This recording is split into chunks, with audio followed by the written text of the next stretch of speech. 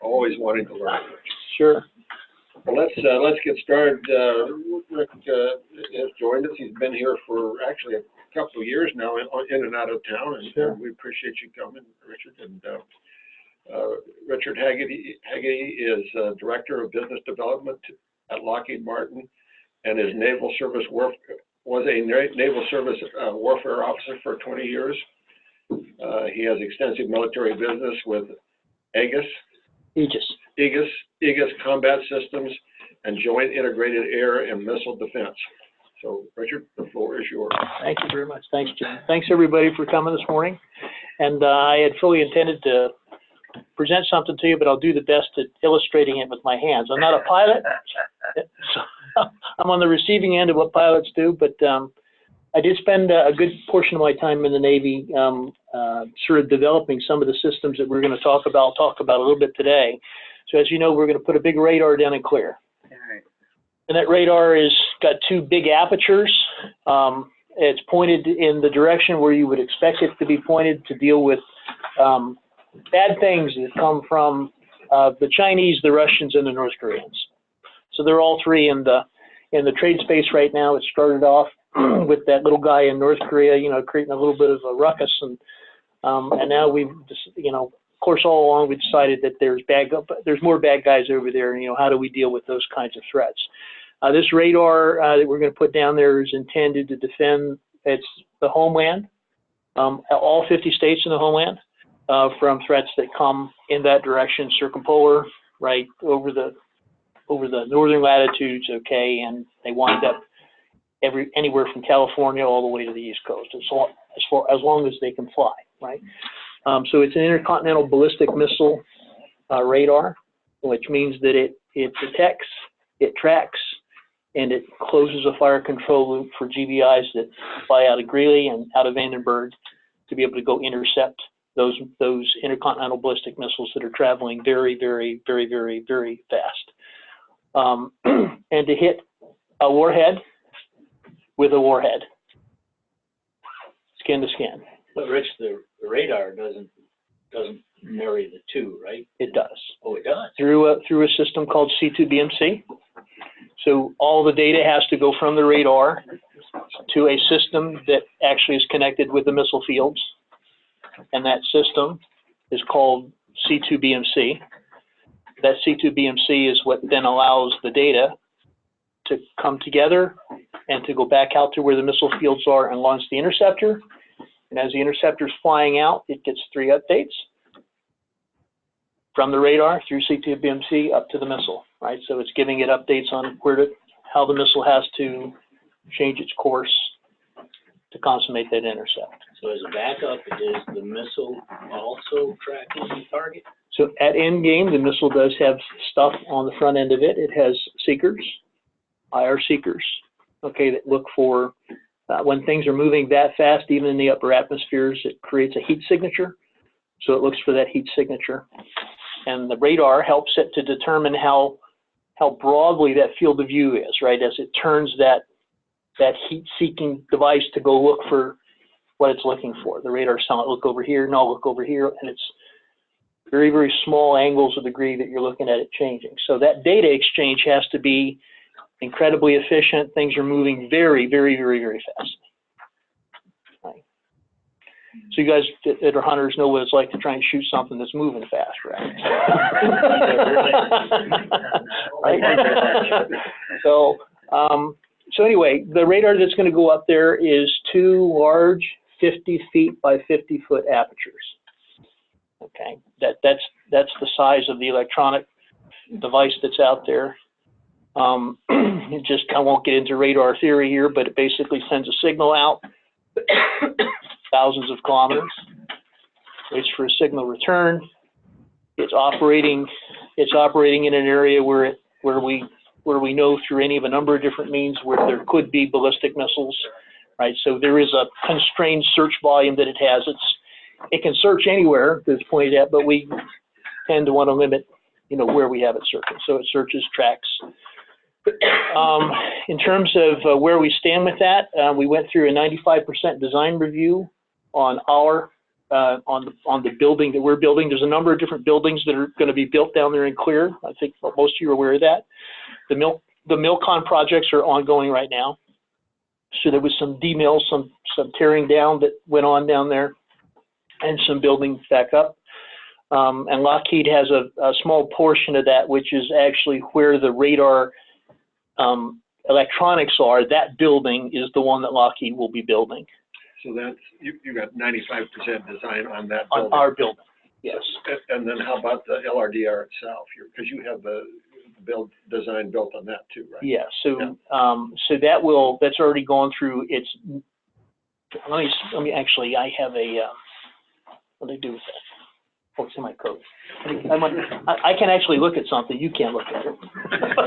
Did you say 2 radars? 2 apertures, the 1 radar. So an aperture is 1 face, Yep. right? So normally when you think of a radar, you think, just get my phone out of the pocket here. There you go. I got data on here that I can see.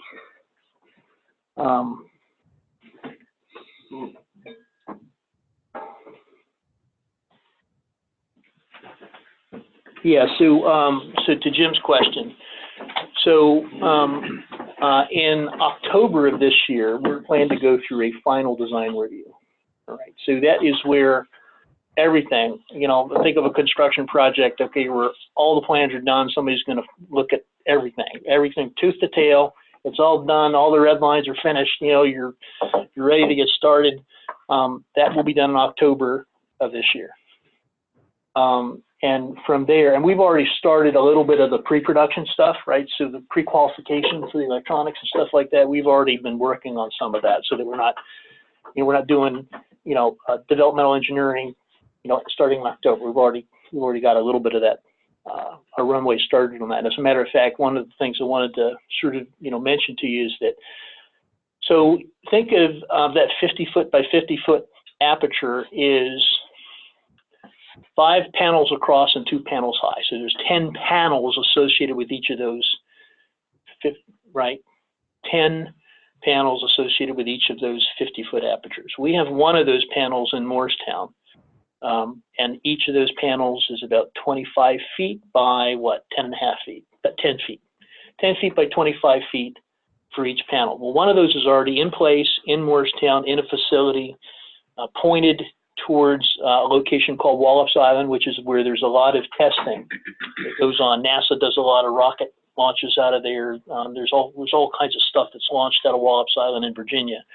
So that panel is in place, and we will be tracking and doing testing on those launches out of Wallops Island. So that's a confidence factor, right? Do we want to feel confident that when this thing gets up here and it's in place that the electronics are all going to do what they need to go do? The hard part for us, actually, we're building a different asset in Kwajalein right now. The hard part for us is doing construction in really remote locations. It is, has a set of challenges that it's hard to get your head around. Even for companies that do it for a living, like Bechtel and stuff like that, right? I mean, there's a lot that goes into that we still continue to try and figure out who in the industry, right, has to, and all of that stuff, by the way, the U.S. government, that you guys know, wants competition, right? So whenever there's a single source, that's something that doesn't go over very well. So now finding qualified guys that can go do that kind of stuff, competitively becomes a little bit of a challenge. So Rich, in that respect, when you say qualified, we know, Alaska, these guys, especially not me, but Fluor and Bechtel have developed Alaska. The problem is those people who have developed have since retired. So the qualification or the expertise of building in the frontier, if you want to call it that. So you're coming up with new technology, not only new technology, but inexperienced people to build in the Arctic. Is that what you're finding? Well, I think that one of the areas where probably the cross speak between the local area, those people that do business here as a matter of practice, and those people that have to parachute in, right? Because we have the electronics, right? I mean, nobody at Lockheed Martin professes to be. We're not a civil engineering or a construction engineering firm, right? But our electronics have to be housed in a facility that can withstand the ecosystem that it's going to operate in, right? So this is very anecdotal. This is one man's view, right? So I would expect that if I came here as an industry guy, I'd be able to go and I wanted to consult with the folks that knew business here, right? I would talk to the people that live here that do it in the commercial world, and then I'd go to talk to somebody like the Corps of Engineers, right? I go talk to the Corps of Engineers, and I go talk to people that do business here, because the Corps does business with the people that do business here, and I would get feedback, right? Because I have to compete this inside Lockheed, right? Lockheed has to go compete that work that we do. That's not the Milcom work. That's not the Corps work, right? And so I'm starting with a blank sheet of paper. What's the Corps say? What do the local guys say? How do you go do this? And that's the deliberate process. And I would argue that that's probably not as straightforward as I just made it sound. Right? So there's lots of stuff behind that, right? But if you were doing construction work on your house, right, and you had a bunch of guys come in and give you estimates, okay, most of the time they're all operating from a same rudimentary kind of context for it, right? But when you try to deal with the issues that I'm talking about right now, is different, right? It's just different, right? So if you don't do this, and I'm not sure the U.S. government really appreciates the dialogue we're having here, right? Because at the end of the day, the guy that has to pay for it, right? Because Lockheed doesn't want to pay for. I don't want to inherit all of the risk associated with that, right? All I do want to do is put an electronic structure up here. That's it. Right, so if the government understands that kind of stuff, that's really important. It's important that the government understands what happens when you want to go do, and by the way, this whole thing we're talking about is going to get even a little bit more complicated as the Arctic begins to open up, as you decide you want to put infrastructure here and in other places, in the state, right? Everybody's going to have to come to grips with permafrost and construction and all that other kind of stuff that they may or may not be aware of. So I think there's a little bit of an education that probably it's one man's view, right? I just think there's a little bit of an education that has to go on, and I don't know how to have it constructively, right? Because at some point then you get into, well, the government wants this, and they want this, and they want this, and they want this, and they line it all up, and they go, do you realize where you're at? Right? There's only so many people. There's only so many groups of folks that really know how to do what you're talking about doing here. So the building for the electronics is going to be, I guess, start construction, or that process will start in October. No, that's what I gave you in October was our final design review. So that's everything wrapped up, approval, right? And so my understanding is, Ali, so I represent the front end of the business. So to be brutally blunt, right? So I'm here to figure out what other things Lockheed can do. If we're going to put a big radar up here, what are the other opportunities that we have? There's a whole other group of guys. You met Ali, right, when he was here last, okay, and that group that are actually working the project, the guys that have to execute. I sell it, they have to execute it, right? So that group of folks have already started. I think they had a conference down in Anchorage, maybe, was it a couple months ago? Yeah, and so I think they're getting bidders for the work down there. That work is ongoing, so it's not waiting until October. They're going through a very deliberate process right now to try and figure out how to come through some of the stuff we just talked about a few minutes ago. And they'll be down here independent of what I'm down here, frankly, this week to talk with the university, and Brian's helping us out, and Kathy as well, about what other missions this radar could actually do when it's down here. And oddly enough, to try and get that dialogue going within the U.S. government is often a challenge, because they're not used to buying things that way. They're used to buying things to do these missions independently. And we're actually trying to get them to, excuse the pun, open their aperture a little bit and recognize you're putting this big thing up here in a very remote environment. Why not fully purpose it? Have it be all that it can be and do all that it can do. And then the principal stakeholder we have to work with to go do that will be the Air Force, right? And it's good though, because the Air Force actually has different stovepipes of guys, okay, that cross-cut these different mission areas, whether it's support to the FAA for air traffic management, right? Providing information that feeds that whole air traffic management system, to weather, to ballistic missile defense. And we're talking this week with the university about these different modalities and the technical stuff that underpins that. The radar design right now, and for those of you that aren't familiar with an AESA, which is an active electronically steerable array, it's not a rotating radar. It basically does digital beamforming. So on this aperture, it digitally forms radar beams that can go out from the zenith to the horizon. Okay, however you want it to go do. It has a search volume associated, so you can search a box, you can search a circle, you can search the entire horizon to the zenith in subseconds. You said steerable. Does it move? It's steerable electronically. Oh. So the beams actually, you see something, you develop it, it has momentum associated with it that the radar picks up, direction, and then it forms beams electronically, right, to put these think of a round circle as a beam, okay, and think of something moving like that, so it puts a beam here, a beam here, a beam here, a beam here, a beam here, right?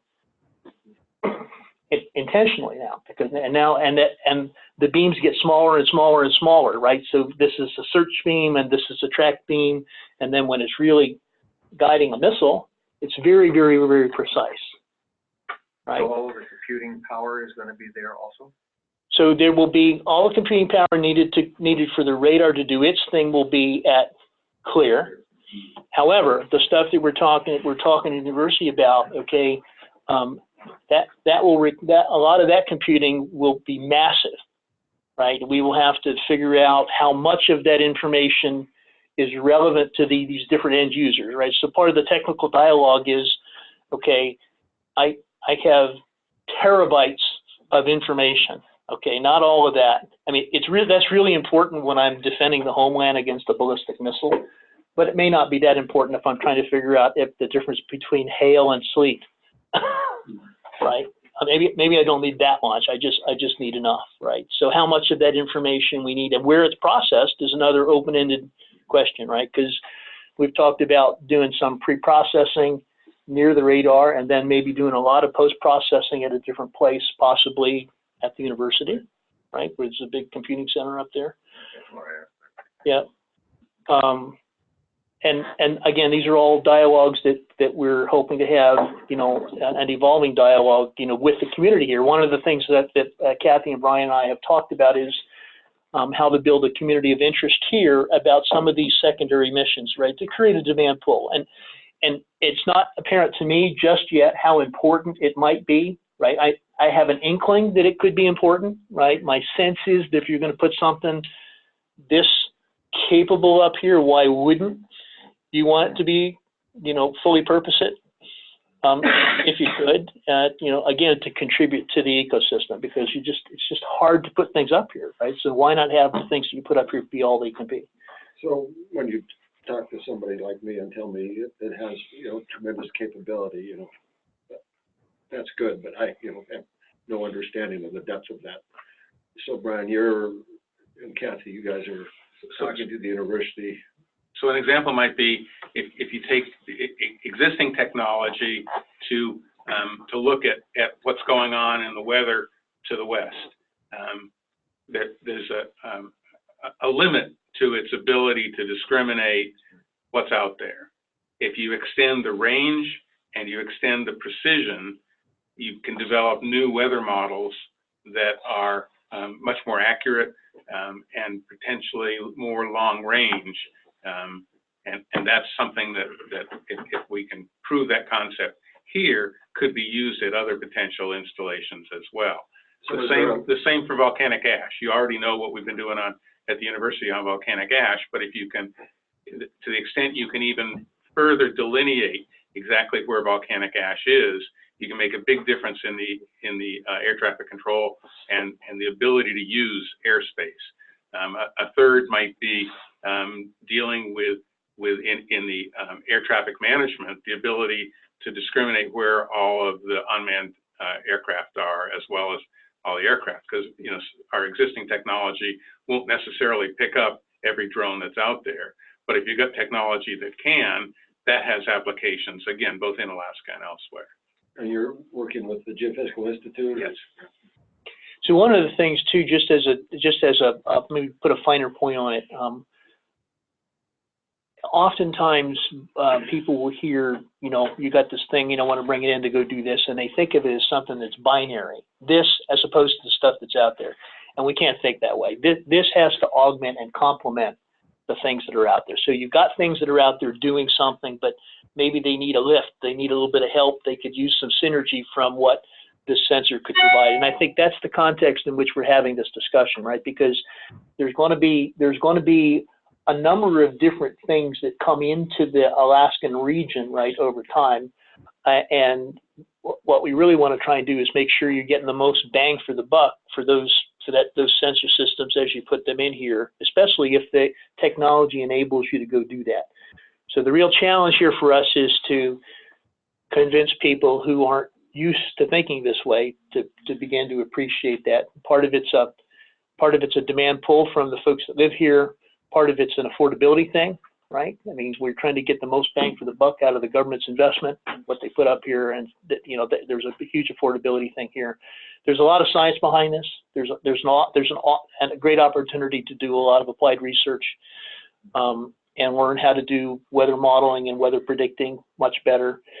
It'll be pointed in a direction for all weather that comes west and affects the state and or even the Barents, okay, and the Arctic and stuff like that. If you think that there's going to be an increased presence up there, you're going to want to have richer weather modeling, okay, for the stuff that's up, for the stuff that might go in up there. So all of that kind of plays into the equation, and I don't want to make too much about any of it, except that for aggregately, it becomes important. You got this thing that's here, it can contribute to all these different things here. Why not at least tease out the discussion? And that's what we're doing. Yeah, we don't yet know which ones are going to prove up. But if you think about terabytes of data being gathered every few minutes, and most of the time, at least we hope, we're not dealing with targets. We're dealing with scanning to see if anything's coming. There's a whole lot of data there that ends up on the floor, not you don't use. And the question is what can we manufacture in terms of turning that data into useful information for some sector of society? Do you know the approximate degrees? 270 degrees to zero.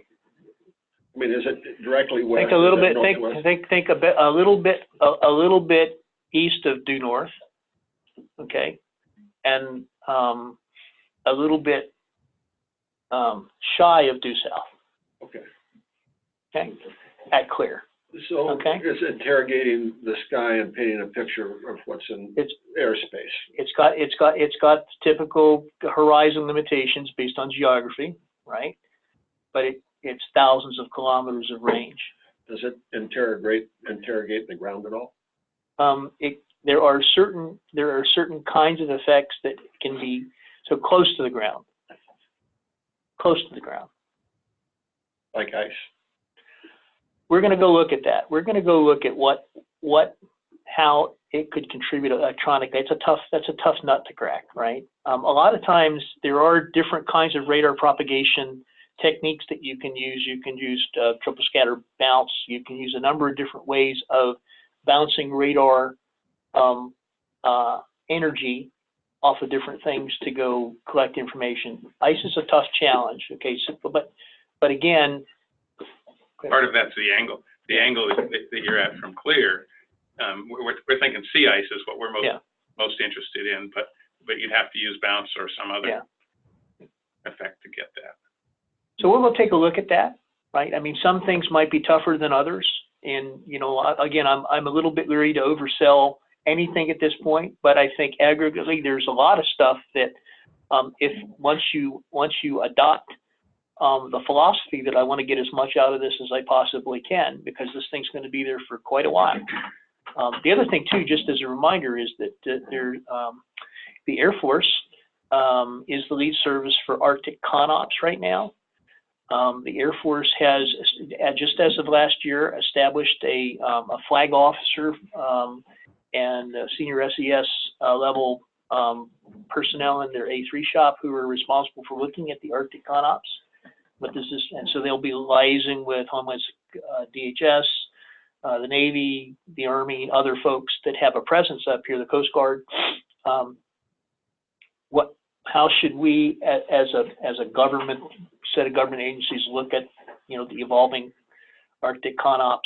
NORTHCOM will be involved. You know, NORTHCOM's got the radars that are up there, you know, on the dew line, so there'll be all of that. Where's that, Richard? Where's that headquarters established, the Arctic ConOps? So right now it's in Washington D.C., right? So they're putting together a concept of operations, and I think that they're going to roll. There'll be some reviews of that, Kathy, right, in the March, April, is it April timeframe? I think that we mentioned in the April timeframe. I think they'll be reviewing that internally to get their head around it. So you won't see that pop out for public discussion probably for, I would say, another 3 to 6 months.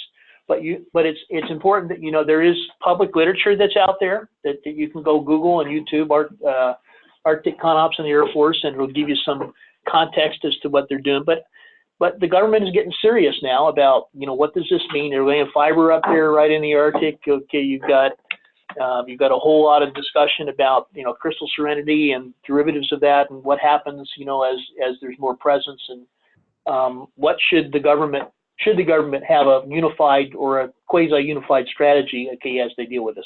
I would argue yes, they should at least discuss it. So we're tied into that. And opportunistically, you know, for the folks that live up here, as the government, you know, starts to look at how it wants to increase its presence up here, there's infrastructure that needs to go into place. You mentioned computing a little while back, right? So there's going to be computing associated with that Arctic broadband stuff that Quintillion's doing, right? I have a question. You know, with all the moving parts, is this fully funded by DOD, or is it phased in? With the Arctic ConOps? Yeah. So that is going to have that. I would imagine that funding is going to come from a variety of places, right? And I'll give you an example. So there's spectrum sell-off going on right now, right, for all the WiMAX and the 5G and the 6G stuff.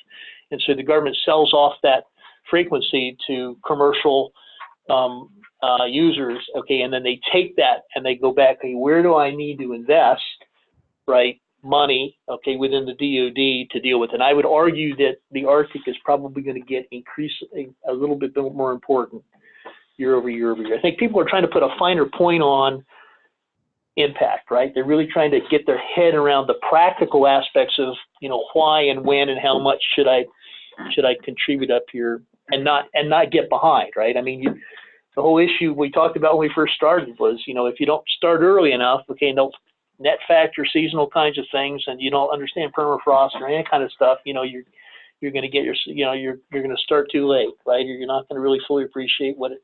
So then it really isn't fully funded yet. You'll phase that funding in as you come to these issues and overcome those issues. Well, let me tease it out this way. Some of the stuff within this Arctic ConOps strategy is going to be funded. Some of it will be funded, right? Some of it is already funded, right? But if LRDR has a role, which I suspect it will, that's fully funded. I would argue that F-35s probably are going to have a role, okay, in Arctic ConOps strategy. That program is fully funded, right? There are probably other things, right, in this Arctic ConOps strategy that will play into it that are maybe they're partially funded. Then there's some things that aren't funded, right? Maybe people just don't even know, don't have an appreciation. The Coast Guard probably has some stuff involved in this that's funded. And we're working, by the way, with the ADAC, with Church Key down in Anchorage, right, to try and get our heads around, you know, what are the leading issues du jour, and, you know, where might Lockheed, you know, help advance the dialogue, right? Or, you know, we want to be a thought leader, first a thought leader, right, to try and tease out, you know, how can we help? We we don't have everything, we don't have all the solutions, nor do we have all the products, but we certainly can help maybe bring some of the thought leadership together and helping to advance the discussion. Can you compare the power of what's going on at Clear to the power of what's at Shimia? And that's being upgraded. Yeah. One is Shimia number 1 in power and Clear going to be 10? So Cobra Dane, which is Shimia, right, is a UHF radar. So it operates in a different frequency. It inherently in that frequency has longer ranges at lower power, but it will never, ever, ever have the precision required. Discrimination. Correct, but it's a little bit more than that too, right? Because what winds up happening is when you do a frequency trade-off or analysis, right? Do I want to be in UHF, X-band, S-band, C-band, or yes, C-band, S-band, L-band, all those different RF frequencies? Which one do I want to be in? As it turns out, the one that allows you to do both volume search and track and discrimination within the same aperture is the S-band frequency. All the other frequencies have their strengths in what they can go do, but the one where you can do all of that out of a single aperture is the S-band frequency. And so that was the trade-off that the Missile Defense Agency went through a couple of 2 or 3 years ago, right, is trying to figure out, do I want to augment the things that are out there and continue to maintain all of them? You see what I'm saying? Do I just put some X and some C and some L and some S and some blah, blah, and have to maintain all of them? Or do I want to pick a sweet spot, right, and go build something that can do volume search and track and discrimination out of the same aperture, right? So now you go invest in this AESA active electronically steerable array technology, and it started with the Navy. It started with the Navy because the Navy had constraints on ships. Like, you know, the ship can only hold so much stuff. There's only so much real estate on a ship, right? I don't want to continue to put 4 or 5 different kinds of radars on these ships and have to maintain them all and evolve them all. So they found this frequency in it. And then when the Navy inherited initially the ballistic missile defense mission, and we want to play an away game with this, right? We want to push those ships all the way forward and deal with these threats very early, right? So the Navy had to deal with that. How do I build a combat system where the radar can talk to that combat system and can talk to that missile? So that very, very efficient fire control loop from the radar to the combat system to the missile happened in the Navy first, right? And now it has evolved, and the Missile Defense Agency now is inheriting a lot of that, right? Does it make sense? Yeah. Interesting. Thank you for talking. I guess one of the things that is the Achilles heel on something like this, a mobile missile that is out of the, because I guess I kind of was looking at it at a radar that looked all the way around, but it's directional. Well, so we can talk about that from a couple of different perspectives. Even if it was looking all the way around, what would you, even if you knew something was there, what could you do about it? Right. So let's pick a UAV or anything else. Right. This is an ICBM detecting radar, and so I think the question you're asking is, how do we protect it? How do you protect the East Coast of the United States? Or how do you protect the radar? Right. The radar itself. Right. Good point. So those are all interesting and important questions, right? I mean, if you read the news probably 3 weeks ago, you read that a Patriot battery in Yemen was destroyed by what? UAVs, a swarm of UAVs. So this Patriot is an Army missile that's designed to shoot down cruise missiles and ballistic missiles. It's not designed to deal with UAVs. All right. So now you go, who's protecting the protector? Who's protecting the protector of the protector of the, right? So these are the issues of our day, right? They're important issues, but they're the issues of our day, and there's nothing wrong with asking those kinds of questions because we're dealing with threats that are constantly evolving. You know, and as bad guys figure out how to use unmanned vehicles to go attack, you know, critical infrastructure, but doesn't even have to be the radar. I mean, it could be a power station or whatever it is, right? These are, how do we think about that? Well, that seems to be the challenge in my mind's eye, is that technology moves so fast.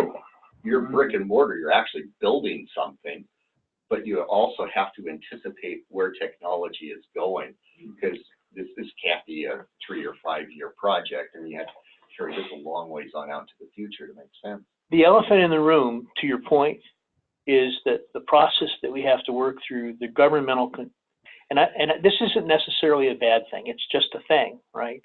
There's a lot of process behind all of the stuff that it takes for us to go build something and do something and field something, whether it's safety, regulatory, capability, governmental, DOD 5000, whatever it is, okay?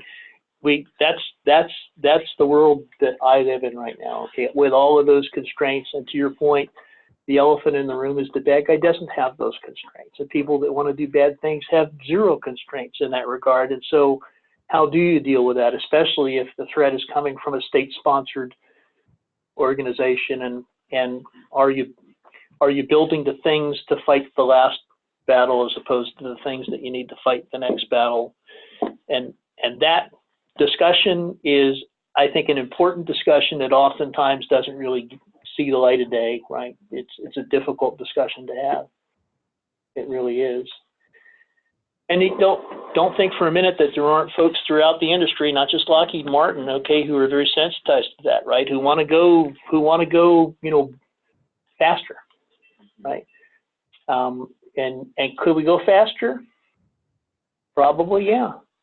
Would there be some risk associated with that? Absolutely. Go look at what SpaceX is doing right now, right?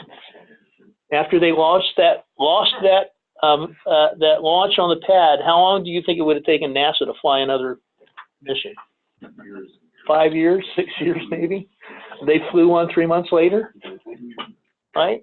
Did you see the YouTube of those two things landing on those barges? Yeah. Was that amazing? So they're creating a stir. You know, Lockheed's part of ULA with Boeing, right? So they're creating a little bit of stir even in ULA and even within the government, right? And I think it's healthy. The government thinks it's healthy.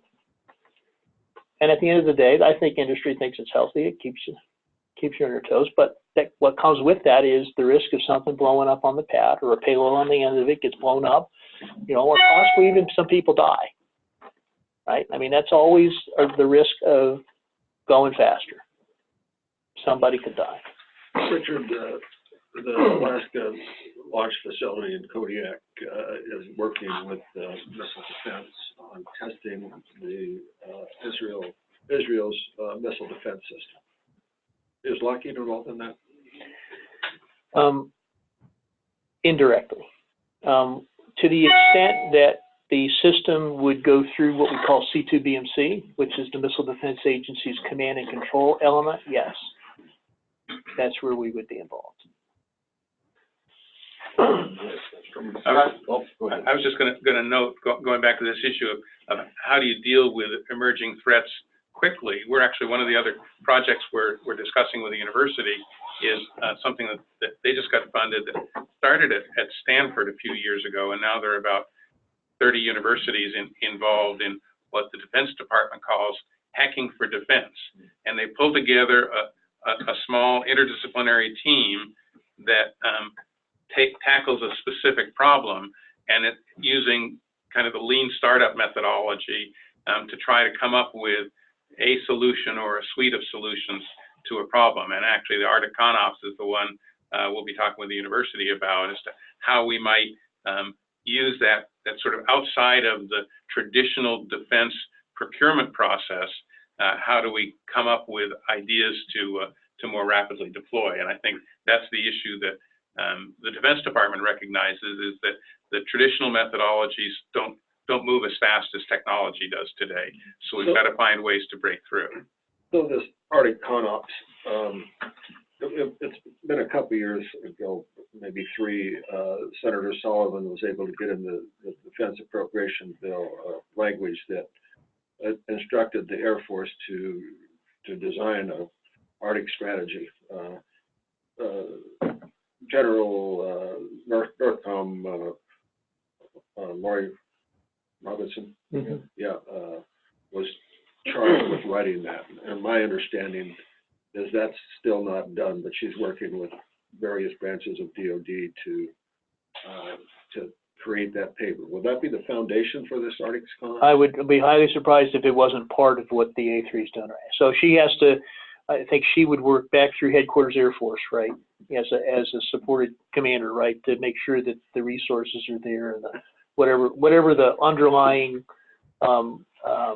needs are to support that strat. But yes, I would imagine so. And that's a great question I can take back and ask and make sure that when we talk to the A3 next, that how does that feed Northcom's?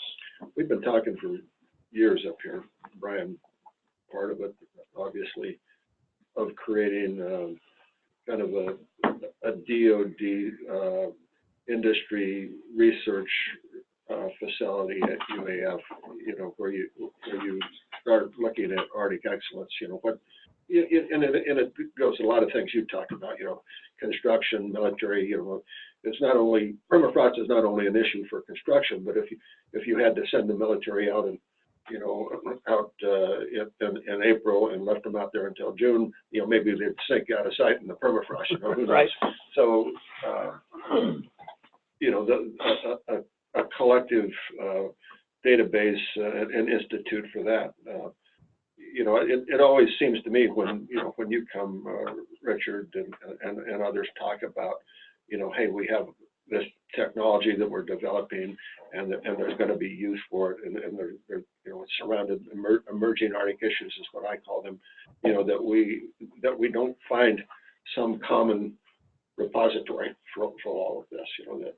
That it has an institute, it has a place to stay, it has a place to grow, it has a library that that we know, we understand, we know where it's collected. Yeah, to be brutally blunt, right, one of the things I struggle with, and I mentioned this to Kathy and Brian, right, is it's easy to see an area where there's challenges that need to be solved, that can be solved. One believes that, that the combination of technology and end user needs, we're looking for its practical application. And then it's easy to see applied research up here, where people are doing research. The tough nut to crack, right, is the business model, right?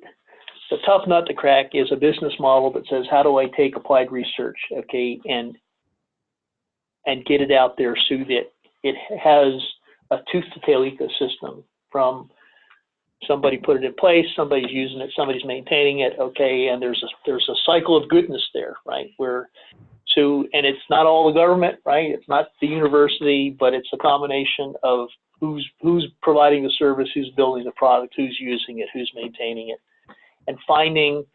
As Brian mentioned a minute ago, I think when we go talk to folks about hack the DoD, it needs to involve in the trade space everything you just talked about, right? Because sometimes it may not be something that's even in our Lockheed's wheelhouse, but construction's not my wheelhouse, but it's certainly impacting, right, how we apply what we go do, right? And I would imagine that weather patterns and stuff like that might have, equally relevant, impacts on other parts. So finding somebody that's willing, that's ready to say, to apply that last piece, which is how do we turn it into business, right? How do you turn it into business, right? And then once you start having that dialogue, you're having a dialogue with folks like you that are sitting here in the room, right? That live here, right? That are going to be the ones that turn it into business.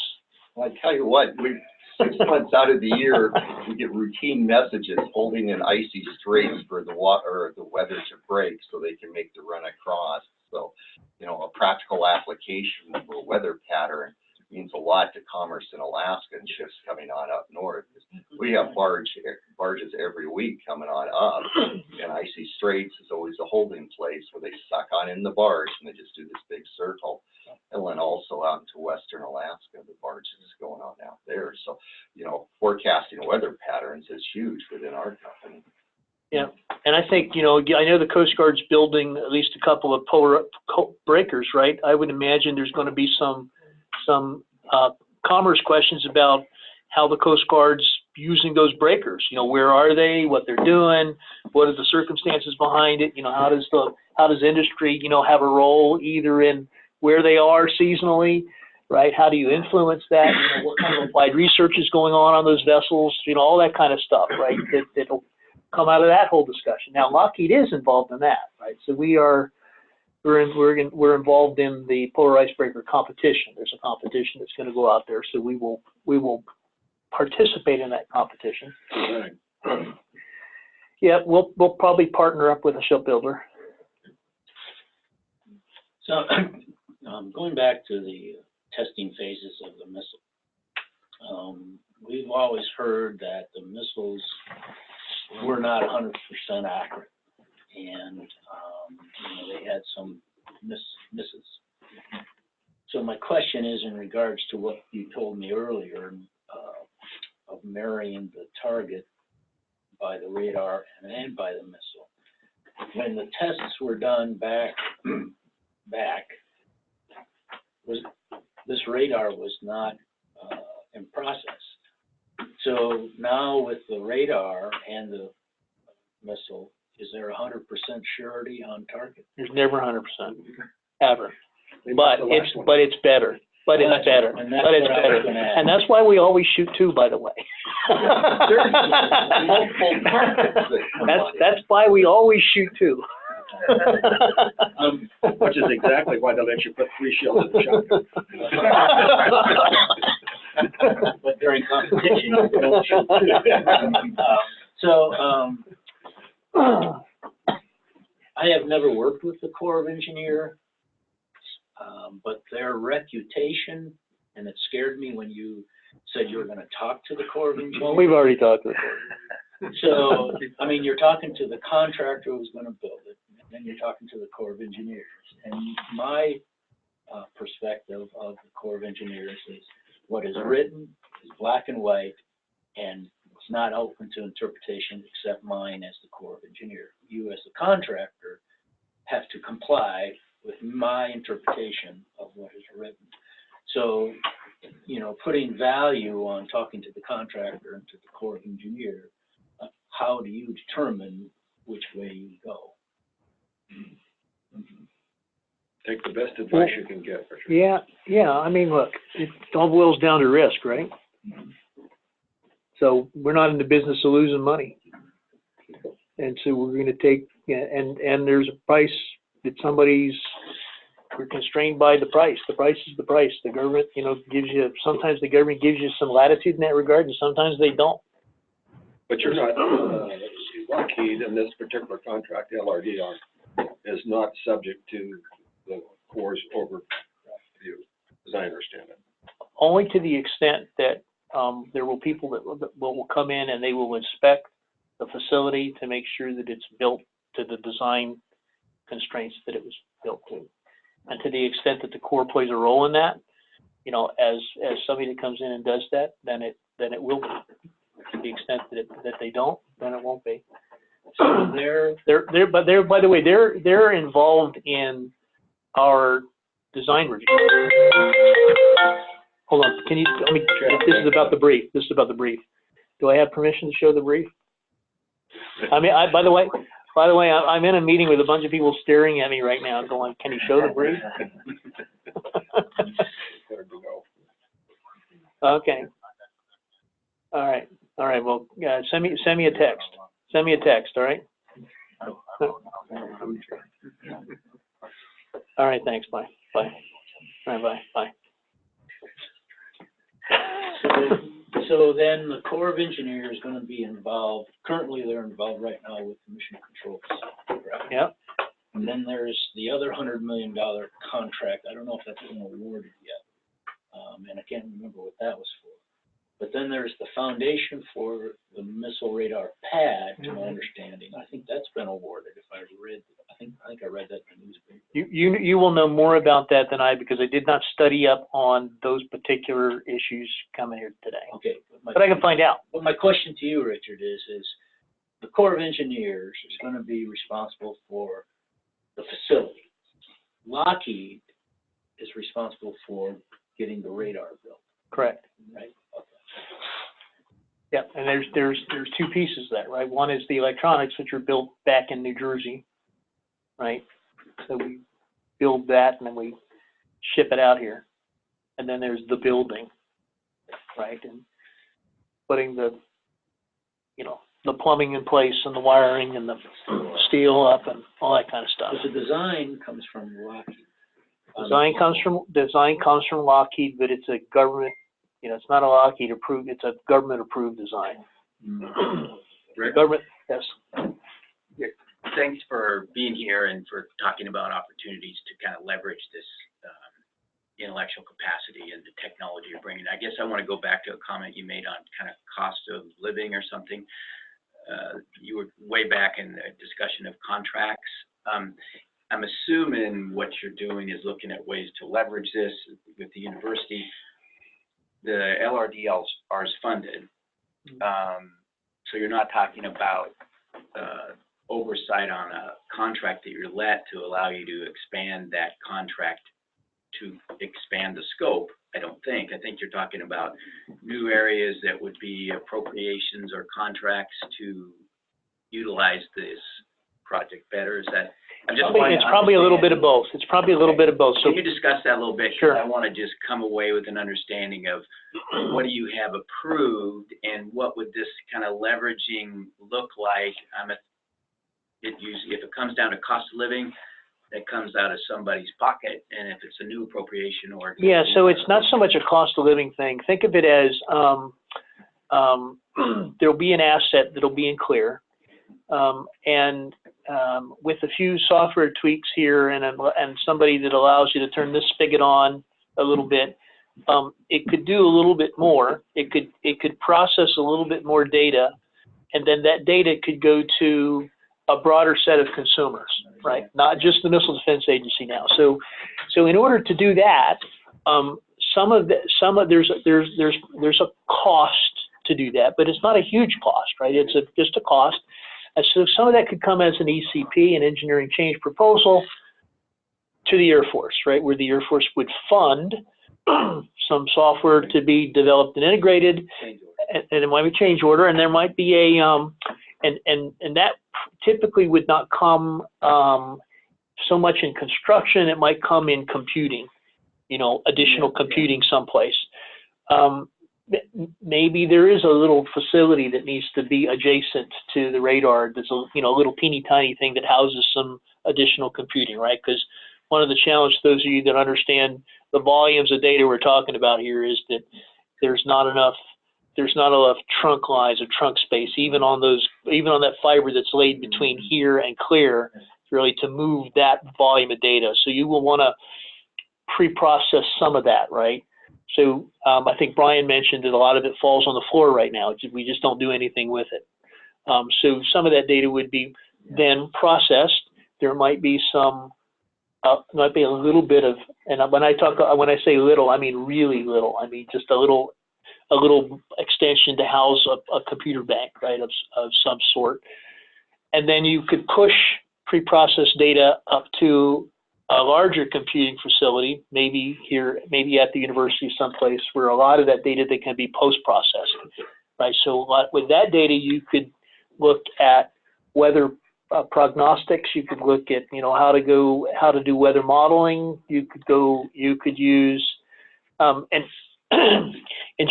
just to make sure I'm clear here. So we're talking about moving information around in sub-seconds and seconds. Yeah. So I'm wanting to, I guess, I'm following that part. Yeah. At least at some low level intellect. Yeah. I'm following it. Yeah. I'm interested in the CCP. So because that's money and The ECP. The engineering Change proposals. Yeah. Where is that out of an existing appropriation? Is that a new somewhere something? That's what I'm wanting to understand. So the stuff that the Air Force would do to facilitate that would come through the Air Force and it's not budgeted yet. Okay, so Okay. that's the new thing So, that comes associated with all of this. well, so then, but then there's other work that would have to happen on the, so just imagine somebody, the Air Force saying, here, I've conditioned this data so that it can be used now. Okay, and all you gotta do is plug into that thing right there. Okay, now, once you plug in, there's a whole bunch of other stuff on this side here, right? That the FAA, NOAA, DHS, whoever it is, okay, says they have to go now be able to do something with that, right? And the fact that this exists at Clear, right? And now I want to use a computing infrastructure at the university. That's all over here, right? So the university might say, well, I could use it, but I need to upgrade to a blah blah blah blah blah. So the university would go to the National Science Foundation potentially, or to other funding sources to say, we got this 48-inch pipe of data coming at us. We need 6 inches. Do we want to put something in Clear that will take that down, or do we want to ship the whole 48 inches to Fairbanks and then take it down? Probably in Clear. So that would require. And that's what and that's all highly speculative at this point. Sure. So, And some of it may even be within the governmental agencies, which would be Air Force Weather, for example. We want to work with them. The interagency transfer, whatever those are called within the federal agencies. Yeah, MIPR, they could MIPR, yeah. So, Wouldn't that be a decision of the Air Force? So the Air They're the beginning of the funnel. The Air Force is going to have, so this is why I mentioned the Arctic ConOps, right? So first, in most of these things, there has to be a requirement to go do something. So if the requirement in the Arctic ConOps is to bring synergy with the sensed environment, right, which is important, right? And weather is important to not just weather people and not just, it's important to the military as well. It's important to the Coast Guard. It's important to people to mariners and a whole bunch of other folks that do business, right, in this region. So there has to be a requirement. So the reason that the ConOps is important is the ConOps will begin to set and establish a requirement, a strategic context for why it's important. And so now there's a requirement, and so it's like this thing can contribute to that requirement, right, in these 5 or 6 or 7 different ways. Right, and the Air Force, who will own this thing at the end of the day, the Missile Defense Agency will hand this off to the Air Force, and the guys at Hanscom Air Force Base will actually own the life cycle of this. And so then the Air Force requirements guys would go to Hanscom and they would say, we would like for this radar to be able to contribute to these mission sets, right? And so that will start an action that will generate a contracting action, and the wheel will start turning. But under different scenarios, the recipient of that information, if it's a DoD requirement for DoD information, it could go into a DoD facility rather than the university. So I guess the way I see the university participating is you have, as you say, the terabytes of data coming out that all of it is not useful for the exact mission that was designed for missile defense. So now you go to an institution like the Geophysical Institute and you say, we're interested in partnering with you. I guess it has to be the Air Force, Lockheed combined.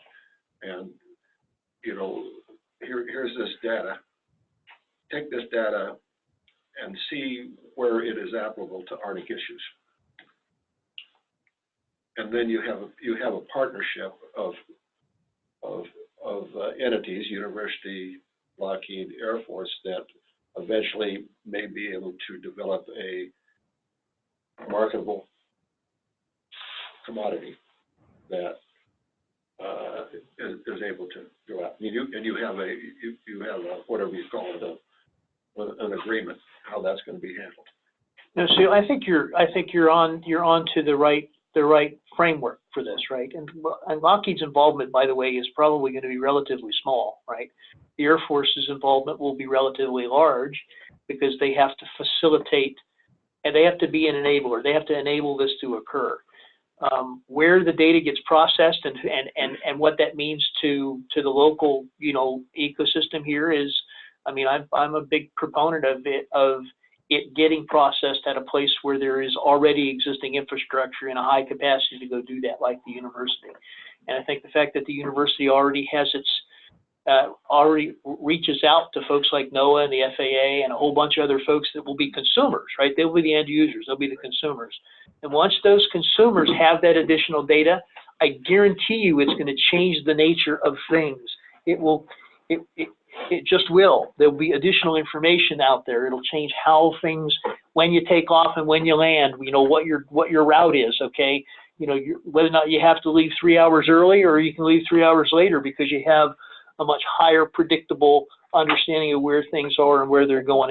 It just does. It changes everything about how things are done once you have a little bit more precision behind the information and the data.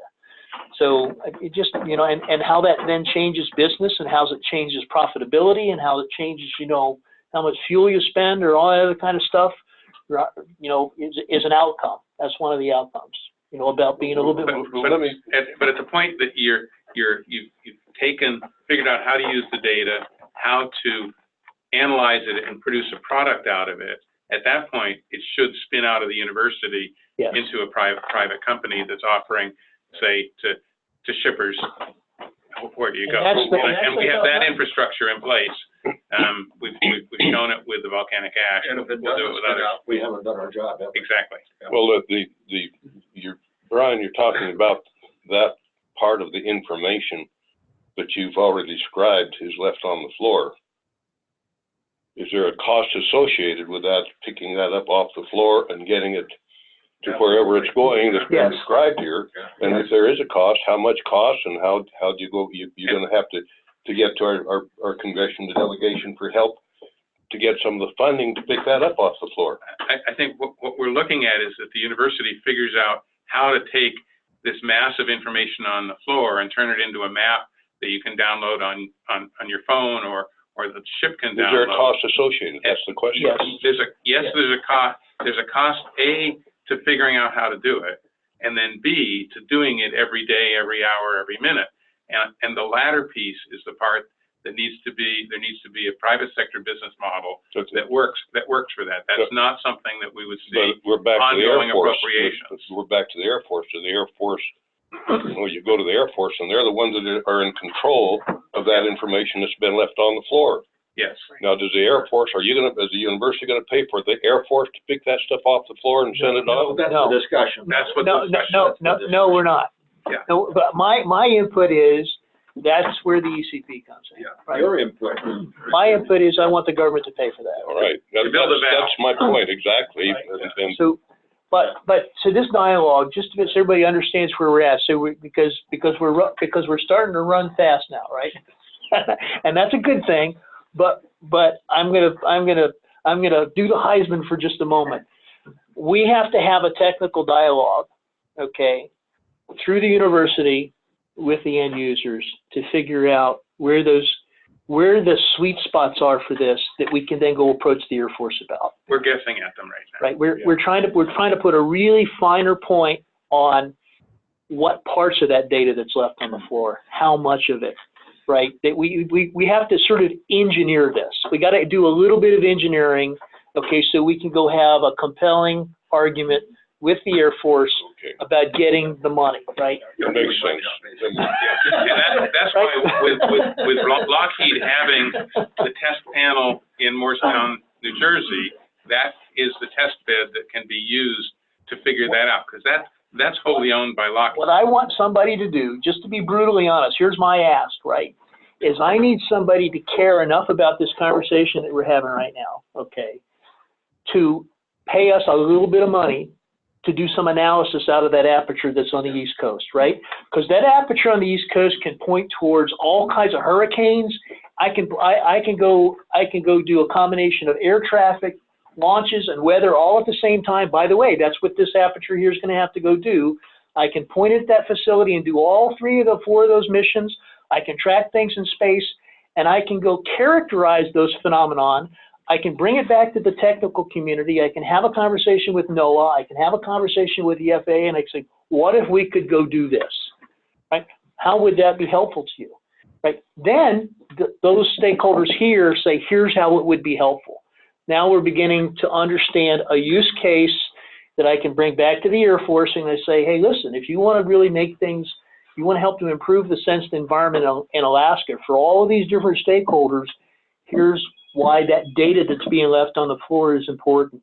And it's not all of it, it's these key pieces of it, and I need 5 more, you know, racks of computing equipment so I can push data to the university can go do all this post. So the Air Force is not going to, the Air Force is going to want to get the data to a condition where it goes through a device and it's out there and somebody else is doing it. So there'll be some sort of a collaborative relationship with the university, some kind of an agreement with the Air Force. They'll sign something, and then to the point you guys all 3 just made, somebody's got to turn that, now the data's there, somebody's got to turn it into business. I'm not going to be involved in that. You guys will be involved in turning it into business. The question then is, will that data be for sale or will it be given away? Well, so that's a great question. I think if you were smart about it, to be a little bit of both. I think you'd figure out which stuff needs to be given away for the greater good, and then which stuff you need to sell for those guys that either need a competitive advantage or whatever it is, right? You know what I'm saying? Do you want the Bose system in your car, or do you just want the... Who'd be selling that data then? Would it? Another great question. No. Would it be the Air Force selling the data, or who's selling it? It would be out of that agreement that was designed between Lockheed, the Air Force, and the university. You know, under the concept we're talking about today. It's a lot like the TV programs that we watch now, Jack. You get the first 2 free, and if you want to watch the rest of the series, you got to pay for it. So here's the deal. So if you create an app, somebody needs to go figure out what the business model is behind apps, right? Because somebody's got the data that's feeding the app, and somebody's making money off of how many times they hit that app, right? So now somebody goes, we need people to advertise, right? On whatever it is, right? I mean, we don't. That's not our business. We don't do that. We build the sensor. But you started off saying that there needs to be somebody with some money coming to your New Jersey facility to pay for that, to get that analysis worked out. Well, so we're going to make the facility available. We'll make the sensor available. We'll go do all of that brokering. Nobody has to go buy a sensor. But what we're talking to Brian about right now is who at NOAA, who at the FAA, you know, needs data, needs analysis. Needs analysis. Who wants to know if we did this, what would it look like, and would it be helpful, right? And so they do that all the time, right? I mean, whether it's NSF funding through the university or whether it's direct funding, we get direct funding from the National Severe Weather Storms Lab periodically to go do stuff, and some of that stuff will be brought. I mean, we're gonna take some of that data that we get that they're investing in us and feed this back into our discussion, right? And to the extent there might be a private, an opportunity for a product sale, then a company, either an existing or a new one, might do a small business innovative research grant to test the concept, or one of the other means to say, is it going to be feasible? Is there a business case for a product that can be sold broadly that essentially is private money paying for it? But even with SBIRs and STTRs, that's the government, right? So you can get an SBIR or an STTR through university, right? And the government pays, you know, $150,000, you know, and you say, okay, Lockheed, I'll give you 10 grand if you would go run the following analysis, you know, out of this array for me, blah, blah, blah. You know, so, and we already have an agreement, we already have an MOU with the university to do a lot of the stuff that we're talking about. So yeah, we may need to. For us, all you're paying for is the time, you know, to configure the array to go do something, have somebody hit a button, right? That's it. You're not paying for any development. I would imagine the Air Force is already on a very narrow band of thinking about taking information that the Lockheed facility sees and senses and feed it to those F-35s. So that's a great, so I can neither confirm nor deny All right. what's going on with the F-35. But I would think,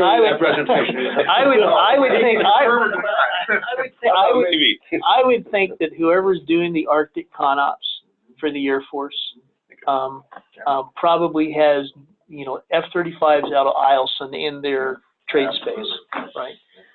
Now, just to your question about data, so that data, okay, will run in government circles.